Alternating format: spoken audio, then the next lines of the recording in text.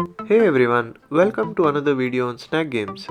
Today we are going to talk about the Singleton pattern, which is one of many of the design patterns that are used to write code in Unity using C#.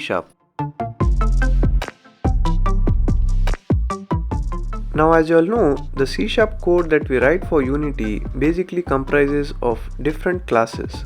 So Singleton pattern is a pattern that helps you write code that ensures that there is only a single instance of a class at any given point of time. A good place to use this pattern is while writing scripts for your GameManager. This pattern ensures that you have only one instance of your GameManager script, which is really the ideal thing we need. Let's look at an example of how this can be used. I've created a sample scene and the mechanics of the game is very simple. The player goes and collects each coin, and whenever the coin is collected, a new coin is instantiated. That's it, a very simple game. Let's look at the components of this game. There is a simple camera setup, and the background game object comprises of all the palettes for the mountains, the clouds, and also the platformer itself on which the player can move and stand around.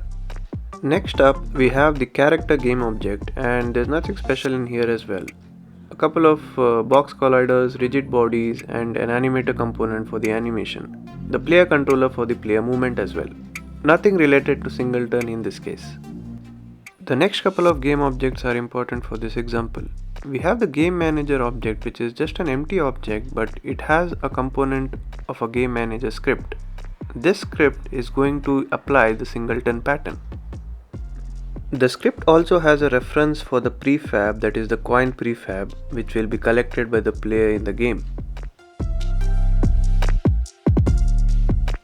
And finally we have the coin prefab itself, which is a game object comprising of the basic entities and also a coin controller script, which will essentially be using some of the functionalities of the GameManager script.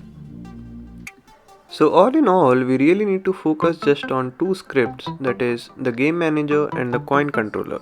Let's see how these are performing the actions. Let's start with the GameManager script. We'll start off with declaring two variables, one for the prefab and one for the GameManager script itself. We'll also create a public method called createCoin, and this will be basically used to instantiate new coins whenever the player collects a particular coin. Now before we move ahead, I want to put out a point. This script currently is not using Singleton pattern. To understand a pattern, we first need to see what is the problem if we don't use it. Let's move on to the coin controller script. We first have a reference of the GameManager object, so we use a variable for that. And then to use the reference, we first find out the type of GameManager and then instantiate it in the start method. And finally, we'll use the onTriggerEnter2D for detecting whenever the player collides with this object. Now there are two things this method does. The first thing, it uses the GameManager reference to create a coin and then destroys itself. So that is how the functionality of the game is created. Now let's play the game and see what is happening in the hierarchy tab. And right away you see the problem. Every time a new coin is collected, the GameManager object is duplicated and multiple clones are getting created. Completely opposite to what a Singleton should be. Now to avoid making duplicate copies of the GameManager, we make the GameManager script itself a Singleton. To do that, we use the awake functionality and write this piece of code. Let's look at it. Now the logic is very simple. It checks whether the current reference of the GameManager is pointing to itself or not.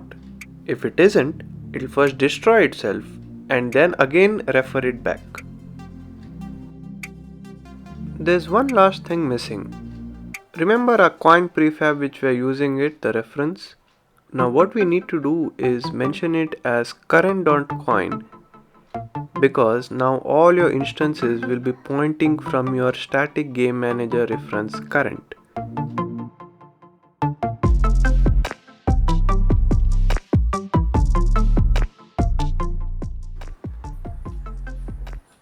Now we have made our GameManager a Singleton. Let's play the game again and see if it is working properly. And yes, When the player is now collecting those coins, you see that the game object is no more duplicated and no more clones being created. Alright everyone, if you have liked this video, please subscribe to the channel and hit the bell notification. Alright then, I'll end this video by writing a couple of more changes for cleaner code.